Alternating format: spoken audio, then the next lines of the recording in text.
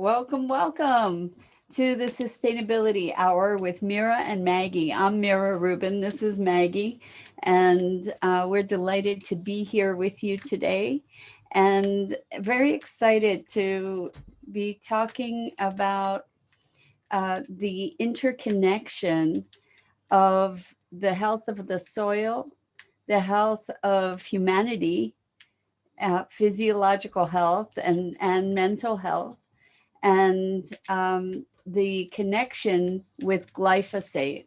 Glyphosate is a chemical that is in Roundup, and one of the foremost proponents right now for modifying our use of glyphosate and for healthy practices in farming, interestingly enough, right now, is Dr. Zach Bush. And he is a triple board certified medical doctor who has a background in developing chemotherapy. And he's really, he's just so remarkable and brilliant at the correlations that he has discovered that are not an accident. And it's something that's very little known. So I want to share that with you because I think that this is something that we all need to wake up to. You've probably heard of Roundup and things like Miracle Grow and these chemical plant stimulants. And we're going to dive into that. I do have the chat up. I don't see any messages yet. So if I'm not responding to you, please realize that it's because I don't see the messages. But we're going to try to do this video. I haven't tried doing this before through Restream and Zoom, but we'll see what happens. So if you just give me a minute, I'm going to share my screen and let's see. Actually, let me just, before I share my screen, let me make sure that I have the right screen up.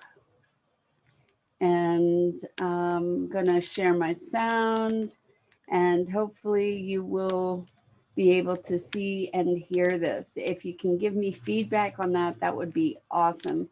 I'd really appreciate that. So here we go. I am going to share my desktop, and here is...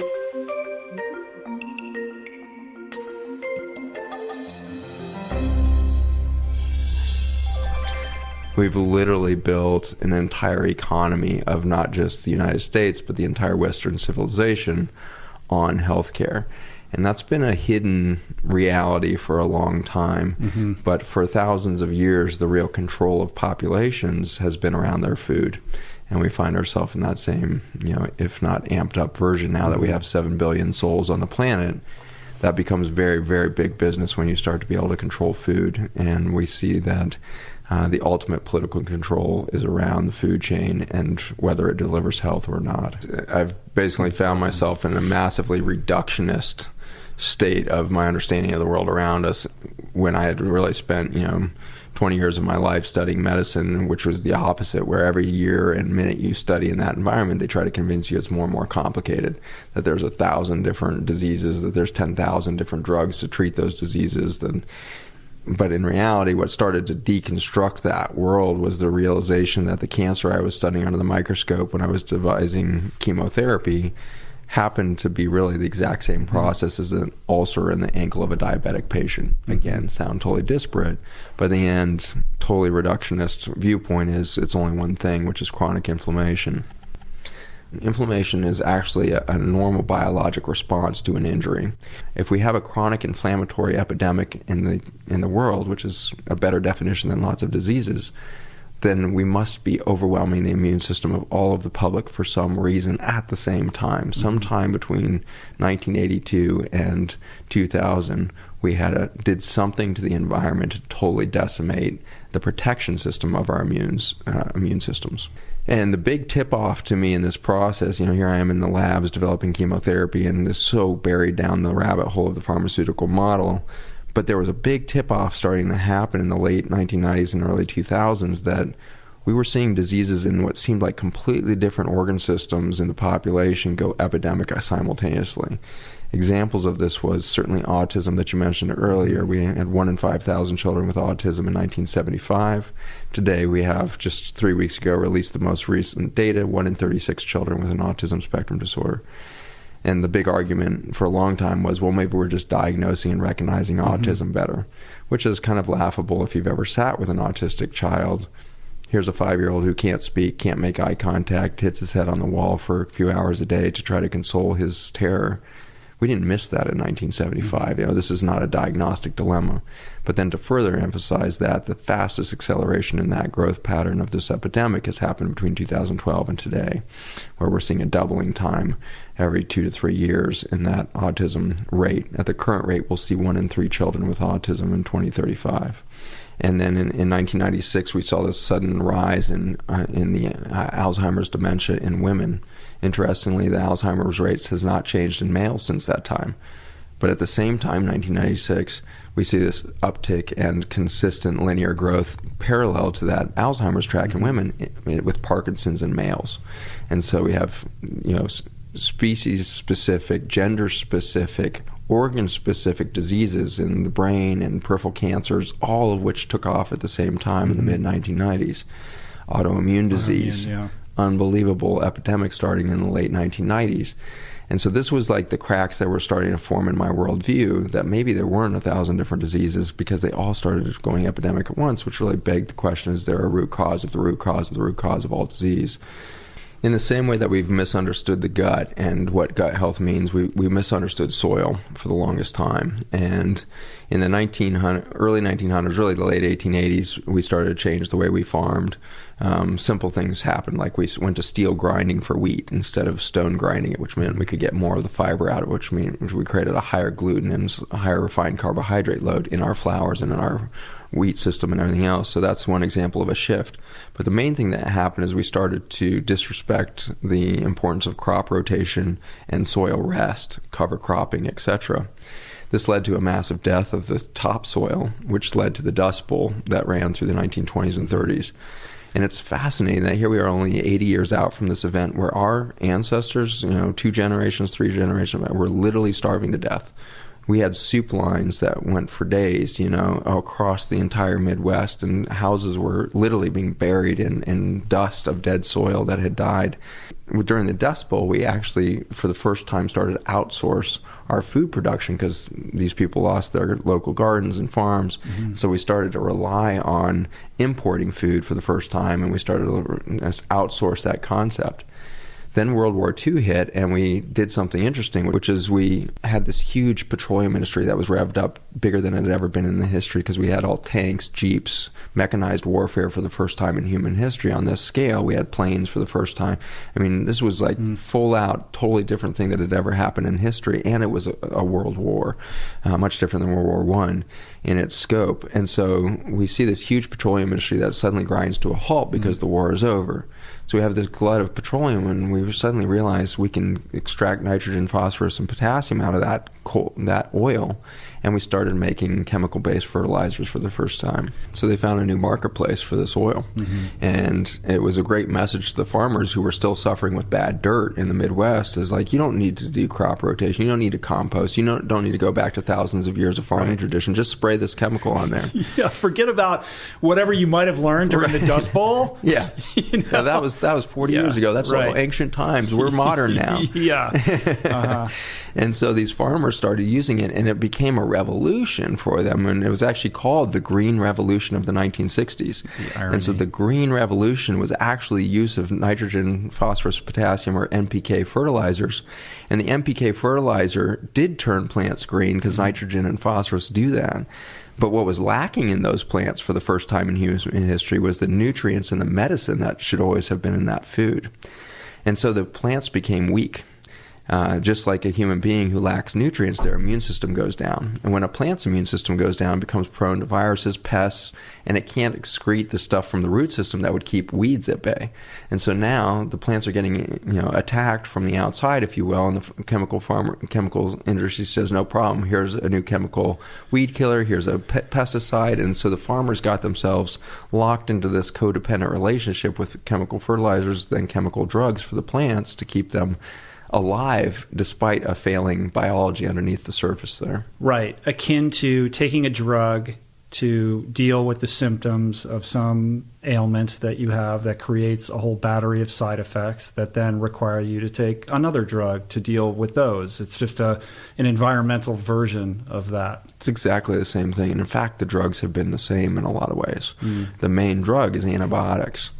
Western medicine really got its first foothold with penicillin, our first antibiotic, and that happened to be in the 1940s with World War II.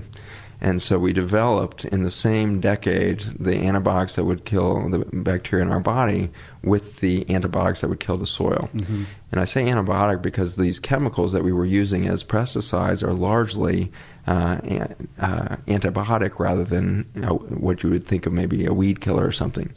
And the most famous of these, of course, has become Roundup, the most single successful chemical warfare that's ever been sold on the planet. We currently sell and use 4.5 billion pounds of glyphosate, which is the active ingredient in the chemical, to treat the soils of the earth. 4.5 billion pounds of a single chemical annually. That chemical was never patented as a weed killer. It's only been patented as an antibiotic, and then it was repatented as an antiparasite, antifungal. That was the original purpose of it, correct? Well, it's the mechanism. It's the mechanism they recognized. And so the mechanism of glyphosate is to go in and block enzymes in soil bacteria, fungi, and plants. And that enzyme pathway is called the shikimate pathway, and it's important because it makes a number of the essential amino acids. Our bodies are composed of over 200,000 proteins, but we only have 20,000 genes. We have this pathetically dumb genome in the sense that a flea has 30,000 genes. So you're two-thirds as complicated as a flea at the gene level, which I find reassuring. If I can't find my keys or I'm having a bad day, I'm like, hey, I'm two-thirds as complicated as a flea. What are my real expectations here? But the reality is we're very simple at the genetic level, and yet we make over 200,000 proteins from a bunch of amino acids. There's 26 amino acids that will build those 200,000 proteins. Those 26 amino acids are just like the 26 letters of the English alphabet in the sense that the vast majority of those are useful but not critical. But the vowels, these 8 vowels in our language, if you subtract one of those vowels, you can affect hundreds of thousands of words. The vowels in the amino acid vocabulary here are the essential amino acids, which if you start to tweak any of those 9, you're going to start to lose tens of thousands of protein structures in their functionality and in their unique form. And so those essential amino acids, not only are they important like the vowels, they also can't be made by the human body. So those 9 have to come from your food chain somewhere. And it turns out that they are only made by the bacteria, the fungi, and the plants. You don't have a shikimate pathway in your human cells. And so these essential amino acids are blocked through the shikimate pathway by Roundup. And so imagine treating a food chain with a chemical that blocks the ability of these plants to make the building blocks for a healthy human body. Forget about a human, it's a dog, a cat, any mammal, any complex multicellular biology is going to depend on these essential amino acids. And we literally, in the last 15 years, subtracted out the ability to build the body because we changed the 26 letters. And so the current statistics is that less than 1/10% of the Roundup used on the planet actually hits a weed. The other 99.99% gets into the soil and into the water system and washes off. And so we are now seeing the runoff from these farms and in the water table itself. So we have fossil aquifers in the United States here that run from Canada all the way down to, historically, Mexico, that is now dried up. We've turned over 1,000 square miles of Texas into desert over just the last 20 years from sucking water out of the ground. Mm-hmm. That fossil aquifer is now contaminated with Roundup that's filtered down into this ancient freshwater source for us. And then in the same moment, you've got the Mississippi River, which collects over 80% of all of the Roundup in the country. And then it's evaporating the whole time, so it's going into the air that you breathe, and then it goes into the clouds, and then it rains down on us. Recent studies in the air and rainfall in the southern United States is showing 75% of the rain, 75% of the air contaminated with Roundup. So before you even take a bite of food, insane. You're being hit with an antibiotic when you breathe. You're getting hit with an antibiotic when you experience rainfall. And so you may be growing organic crops, but they're getting rained on. And so we have now locked this water-soluble toxin into our environment. Fortunately, to give you a little bit of breather here from the bad news, is that there are bacteria and fungi that can eventually digest the glyphosate. The downside is we need to stop spraying it so that they can return. Mm-hmm. We're decimating those very bacteria and fungi by the presence of Roundup to the point where they're not digesting it. Current estimates is if we stop spraying Roundup tomorrow, it would take about 50 years before our ecosystem saw a drop in the level of Roundup below our toxic level. If the conspiracy theorist was right, then we'd see 1 in 2 people with cancer, we'd see 1 in 30 kids with autism, we'd see Parkinson's going crazy. They're literally repeating back, if it was toxic, we would see literally what we're seeing, And so the reality is the public health statistics have gotten so grim in the last 8 years that nobody can call this a conspiracy theory anymore. Right, but it's almost like, but where's the smoking gun? The smoking gun is what's been missing. Mm-hmm. That's what we found in 2012. So in 2012, we found it backwards. I don't think anybody's actually smart enough with the human gray matter that we're given to actually create a paradigm shift prospectively, right? So every great, mind that we look to in past, Galileo or, Ben Franklin or anybody, we said, they discovered something, or, Edison. These just came at moments when the evidence got so overwhelming that it became obvious, right? And so in the same way, in 2012, the evidence was getting so overwhelming that we were onto something in the nutrition world. But at the time, I was still thinking cancer therapy, because my background was in chemotherapy development. And so when I found these molecules in soil that looked similar to the chemotherapy I'd been making, a lot of bells started ringing of like, what is that? Where did it come from? How is there medicine in the dirt? Like, where is that coming from? And within a few weeks of that discovery of those molecules, we found out that bacteria and fungi were making these specific shapes of these carbon molecules. And that really closed the loop for me, because there had been some papers coming out in the mid-2000s in the cancer world that were starting to say that the bacteria in your gut were predicting which cancers you would get. If you were missing these bacteria, you would get prostate cancer. If you had these bacteria, you would get breast cancer. That was so radically bizarre and out there for our current model, even to this day, as to how cancer worked. But now you fast forward 8-10 years, and now there's tens of thousands of articles that are showing that genomically, the bacterial genome is way more important in determining cancer than the human genome. And so this reality was hitting. And so in 2012, when we discovered these chemicals that look a little like chemotherapy that are made by bacteria and fungi in the soil, it suddenly closed the loop of, oh my gosh, what if the bacteria in our gut is doing the same thing? What if the bacteria and the fungi are actually our best source of medicine for everything? Mm-hmm. And so that's the direction we were going. But as soon as we put this into petri dishes with cancer cells and beyond, we suddenly realized, no, there's something way deeper happening with this information stream coming out of bacteria and fungi. And it was my chief science officer, Dr. John Gilday. He's a PhD in genetics and cell biology, and he was the first to realize that we had put our finger on the glyphosate toxicity issue, is that this communication network from the bacteria and fungi was actually supporting the protein structure in our gut lining. And so it turns out that the gut is held together, these trillions of cells that make up that cellophane layer, by tight junctions. Mm-hmm. These are Velcro-like proteins that hold one microscopic cell to the next to create this coherent carpet. And he had recognized before this, and a number of other labs had started to publish, that glyphosate seemed to increase the permeability of this membrane. And nobody was really sure why yet. But we suddenly realized that if this bacterial communication network was in there, we couldn't injure the membrane. It became bulletproof to the glyphosate injury. And so in that journey, we started to really study glyphosate and its relationship to the human cells, because like you said, Monsanto's been swearing up and down that there is no harm to the human body because the shikimate pathway only exists in bacteria and fungi. Well, that may be true regarding that enzyme target, but the classic thing with any drug is it always has off-target effects, right? And so that's why drugs have side effects, is they don't actually go and do exactly what your doctor says it's going to go do. It's going to hit a bunch of other receptors and do other things. The side effects of glyphosate that are outside of the shikimate pathway is direct injury to the protein structure that holds your gut lining together. This would be bad news if that was it. But it turns out that every macromembrane in your body, the blood vessels that fuel your entire body with oxygen and nutrients, are held together with the same tight junctions. The blood-brain barrier that protects your peripheral nervous system and your brain, same tight junctions.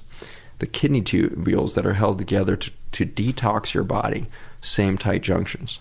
And so what's happened as we've introduced a chemical that's directly toxic to this Velcro-like protein is we turn into leaky sieves on the front end, gut leak and nasal sinus leak. And so every time we breathe, every time we eat, we're starting to leak and our immune system gets overwhelmed.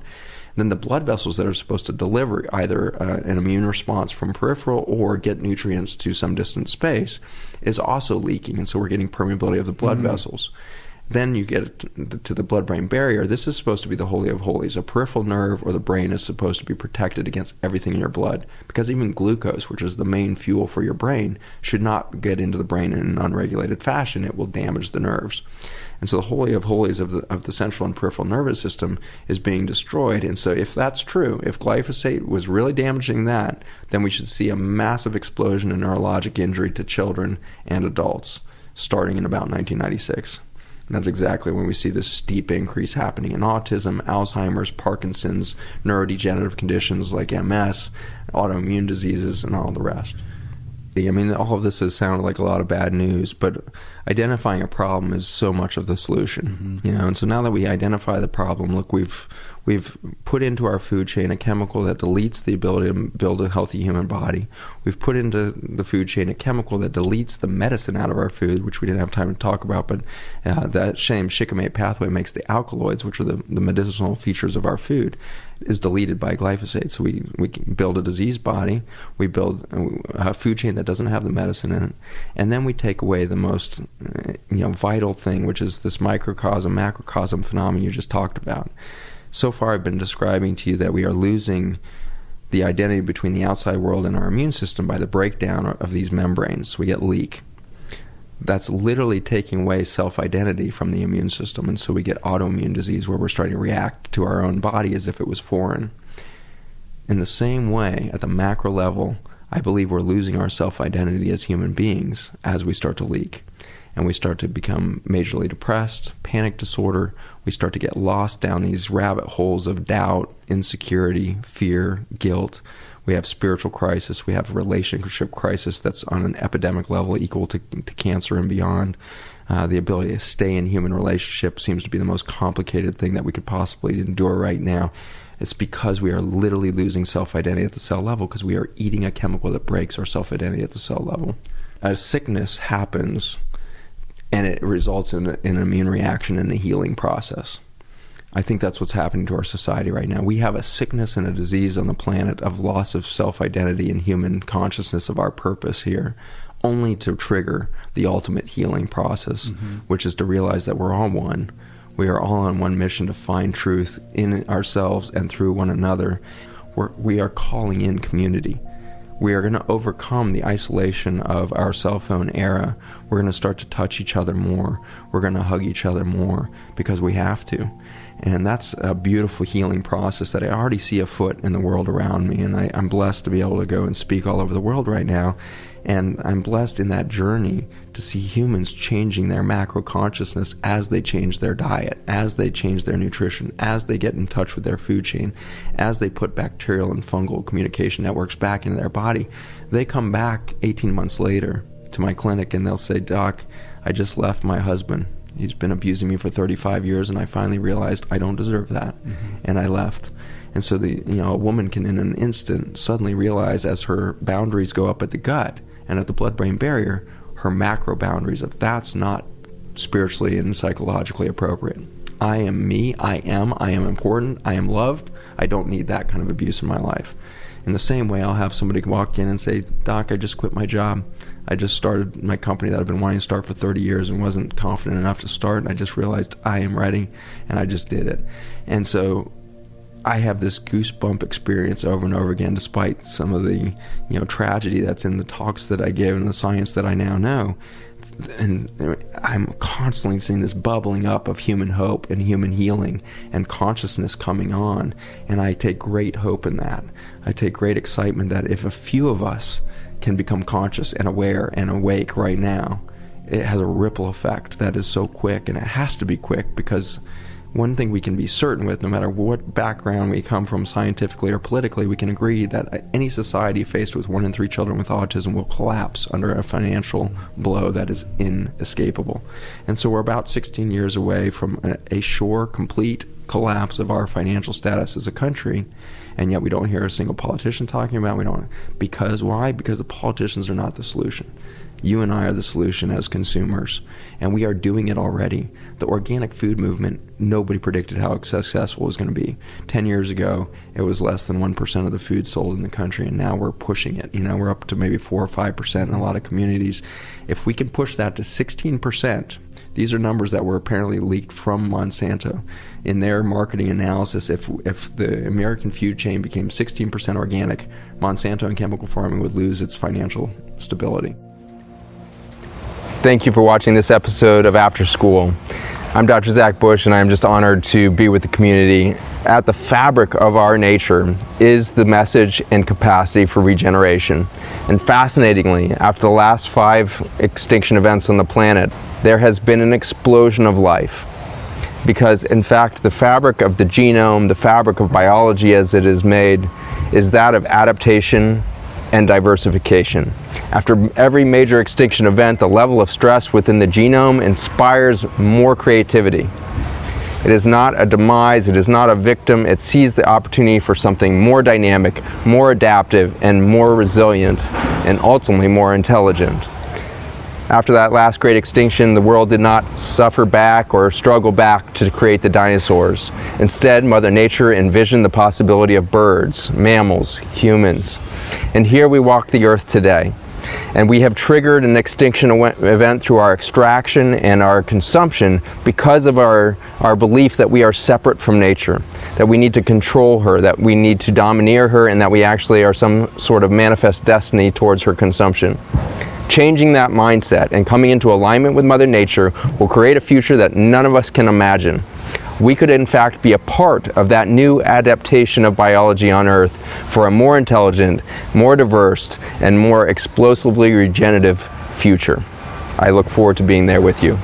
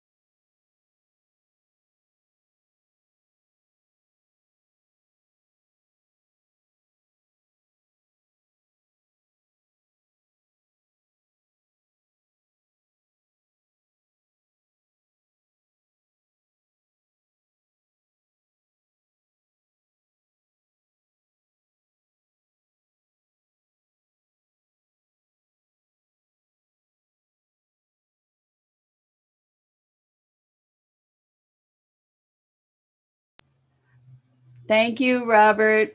I would have been talking muted for who knows how long. I appreciate that. I was saying that it's such a brilliant, brilliant video and conversation. Okay, thank you, Dido. Robert, let me know. I had muted myself so that you guys wouldn't hear Maggie chomping while we were watching the video. It was amazing, completely remarkable and eye-opening. And I've never seen anybody, thank you, Dido. I've never seen anybody connect the dots like Zach Bush does. Now, I also want you guys to know that he has an organization called Farmer's Footprint. And Farmer's Footprint is an huge advocate for regenerative agriculture. And regenerative agriculture is a new method, not a new, it's kind of an old method that is being reinvigorated to be able to heal the soil. And it incorporates diversity of plants, making sure that the soil remains covered, obviously not using any kind of glyphosate or chemicals.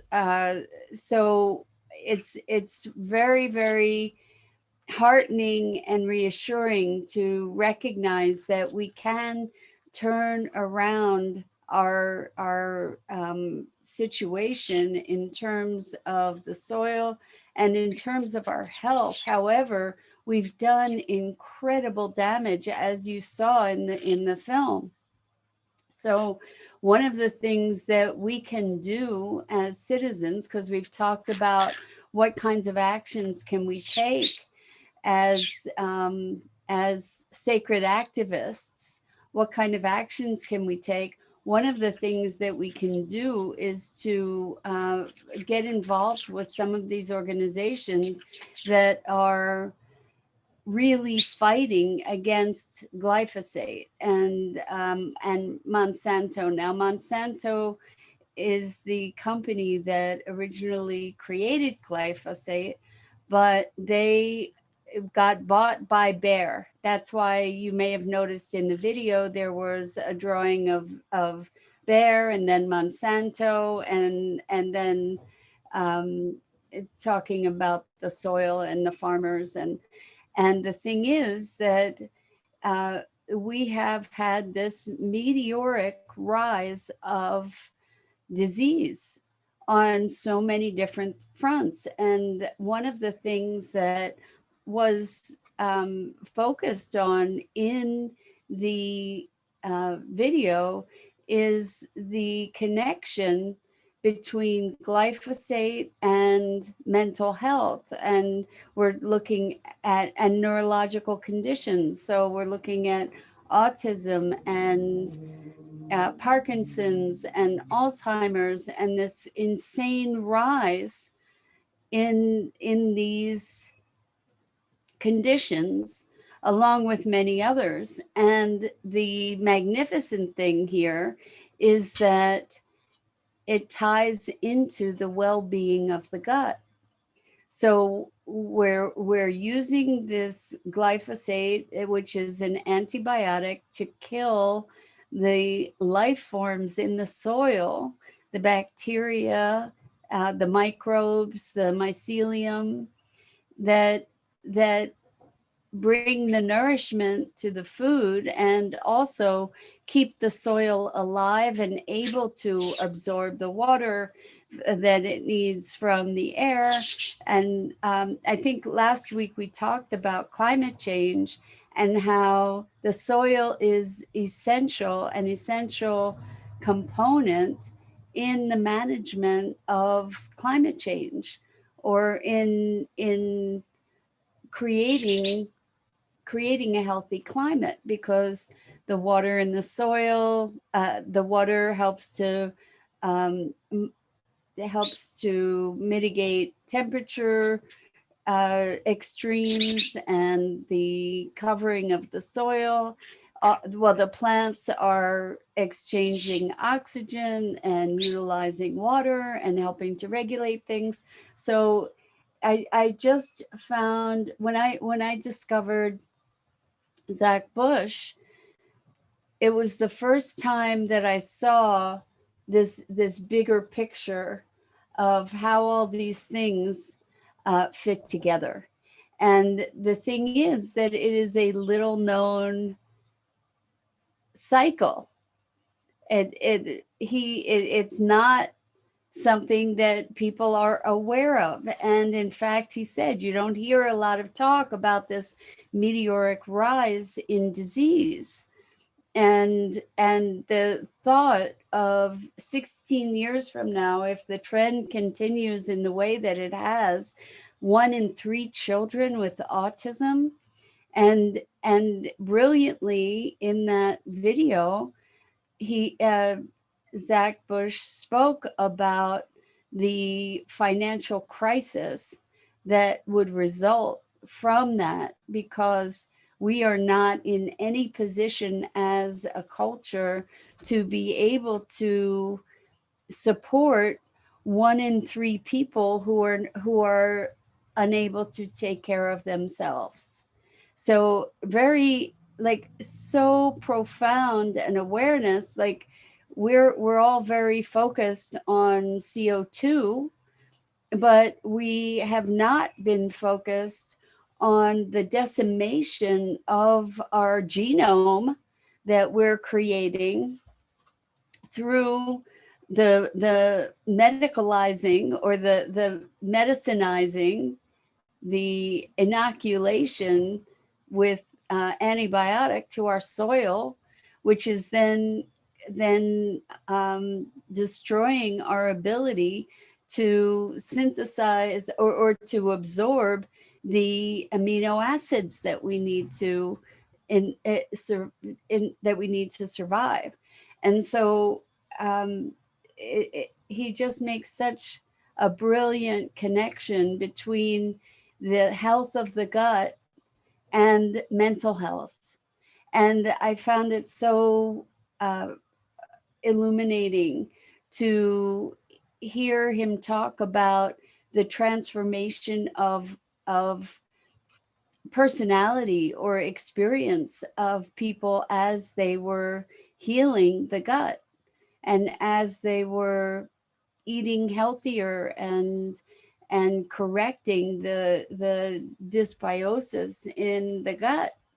So where people had a reduction of anxiety, people have a reduction of depression, people have a greater sense of autonomy and sovereignty and capability. And it's really, really remarkable to be looking at the microcosm and macrocosm together, right? So I'm interested in getting your feedback about this. I know there was a lot, and maybe we can try to walk through it step by step.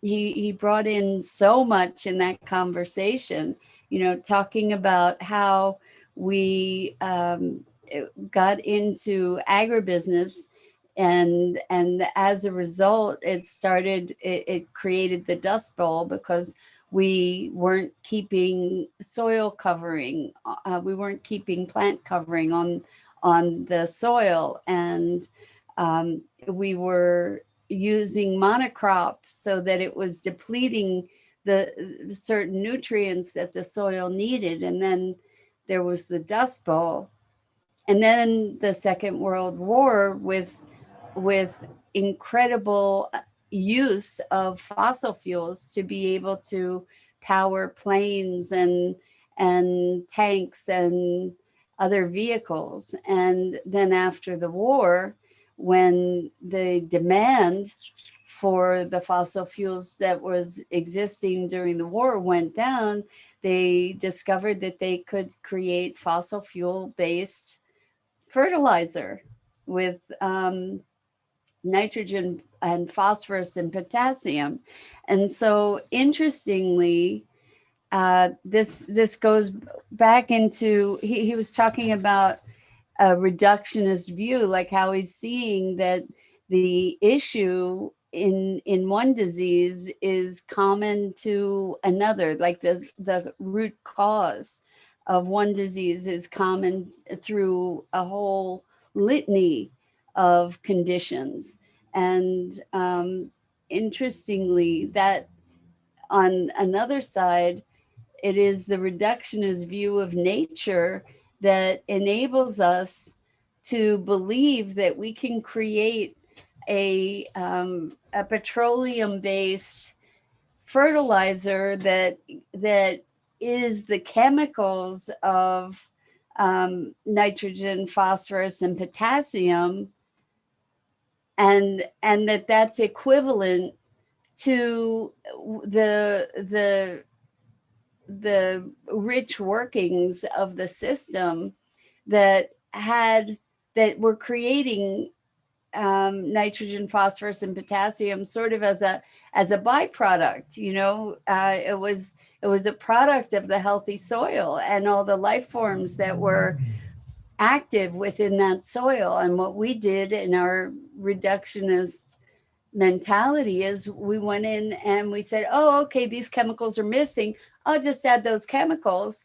And what happened was it, as he said in the video, is it greened the plants, but the nutritive value that was communicated through that rich network and that live network in the living soil did not get to nourish the plant.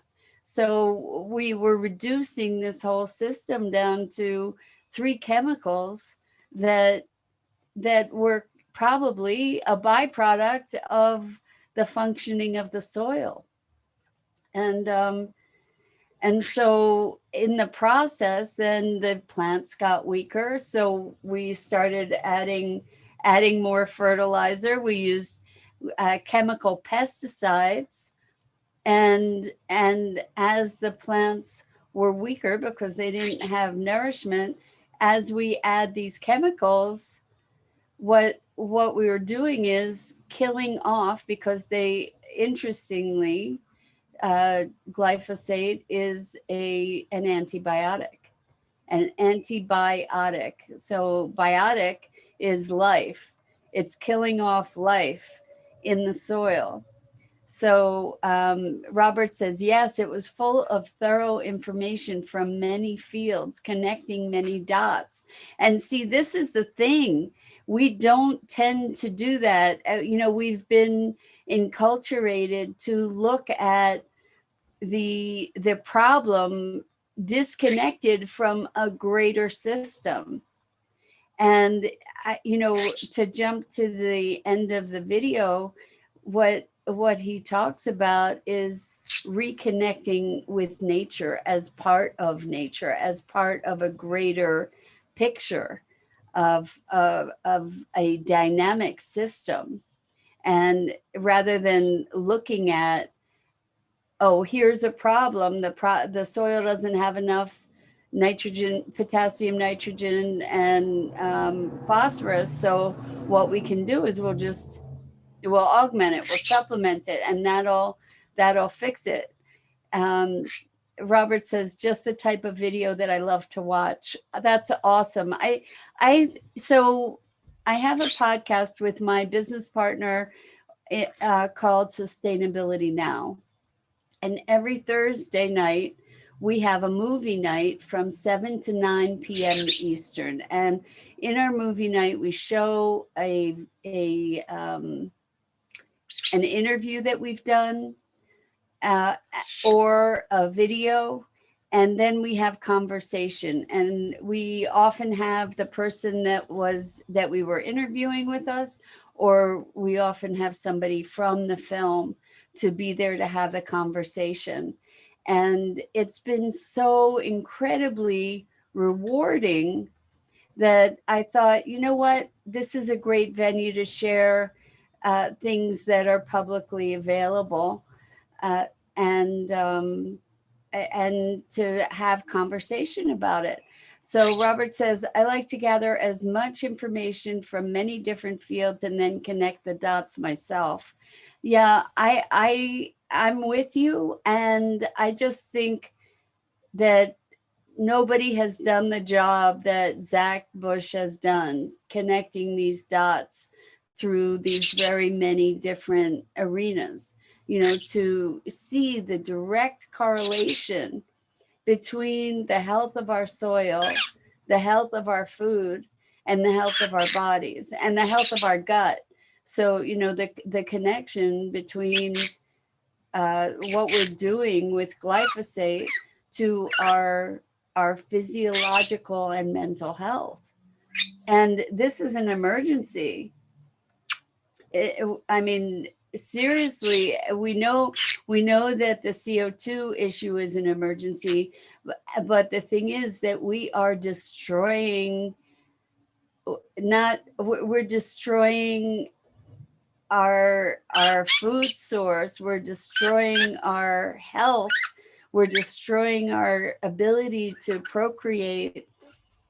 This is as much, if not more, of an emergency or a concurrent emergency with CO2 sequestration and production.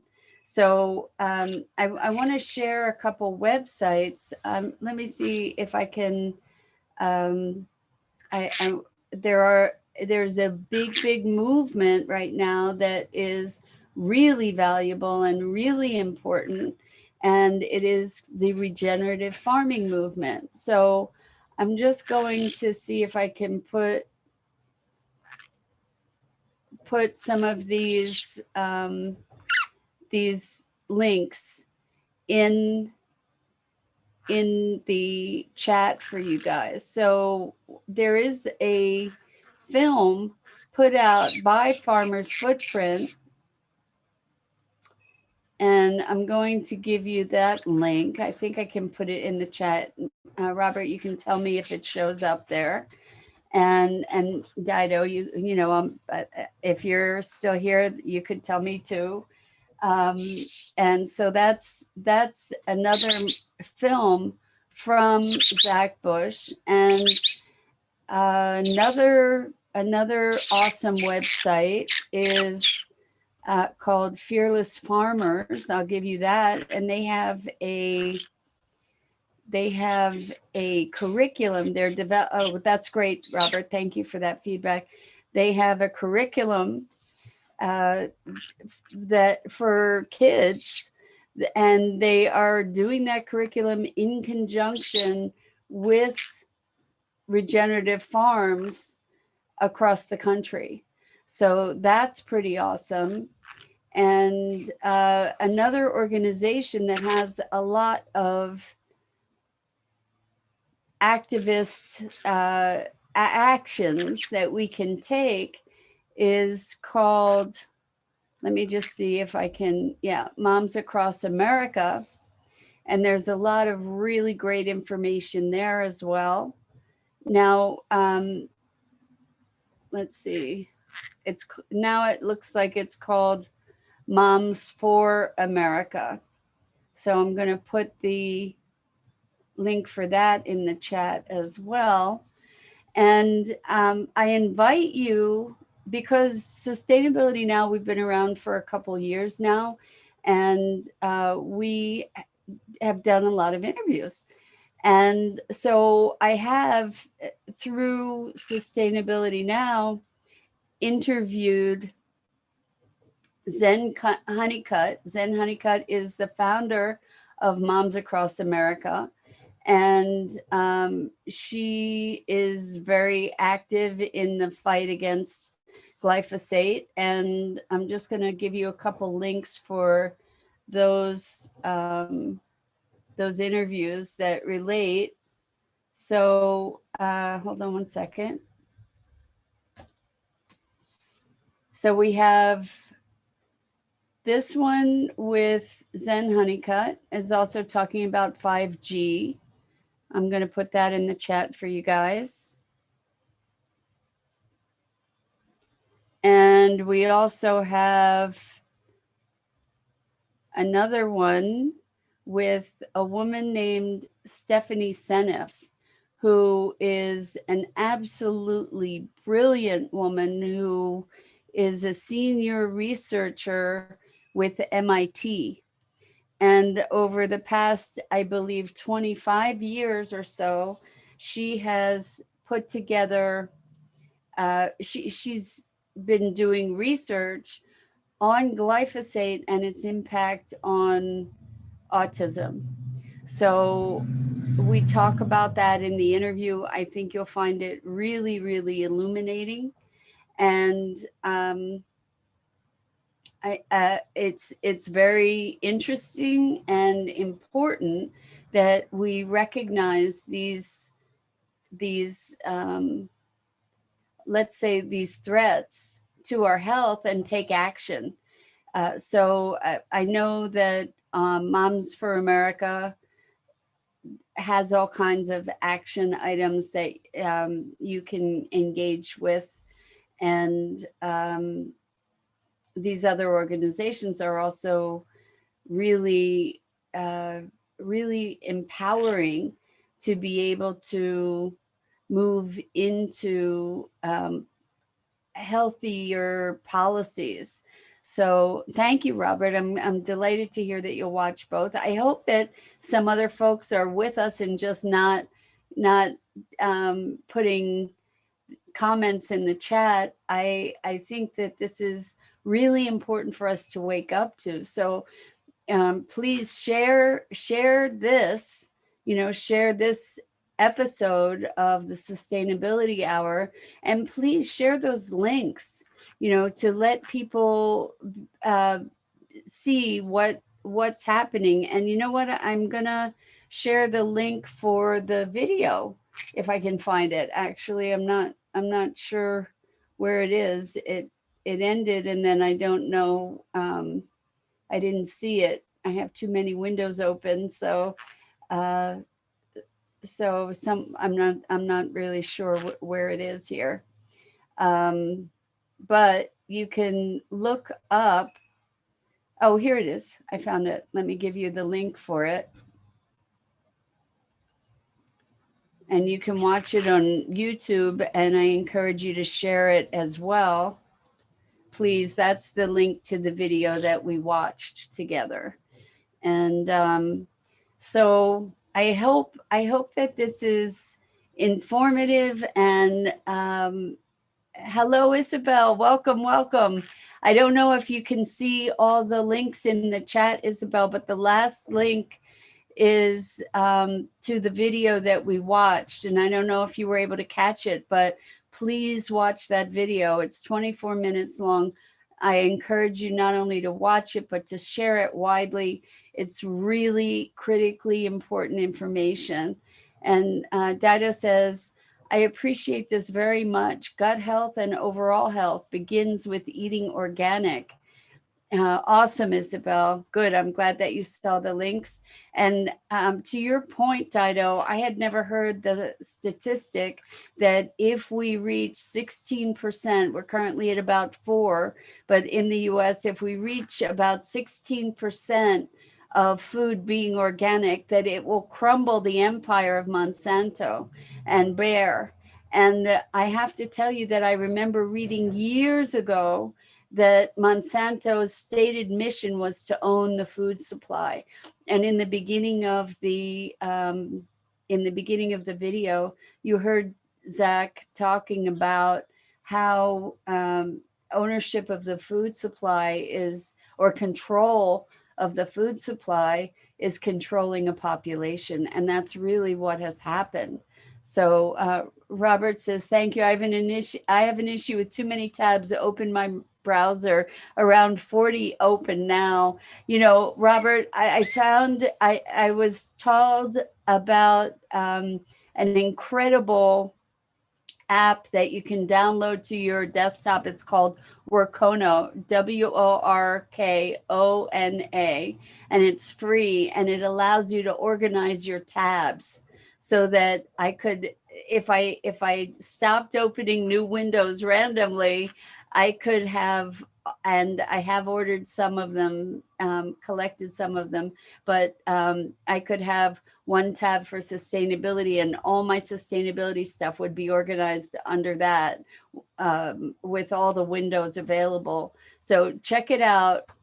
Gotcha, Isabel. Definitely listen to it, watch it later. It's so powerful. So I'm going to wrap up today. I am so glad to have this platform to share with you. And please share this, share it widely. Once a week on Wednesday at 1 p.m. Eastern, we do the Sustainability Hour.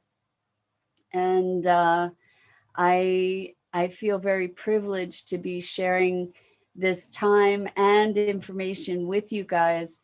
Please get the word out so that we can make a difference in this, and buy organic, and don't buy things like using Roundup or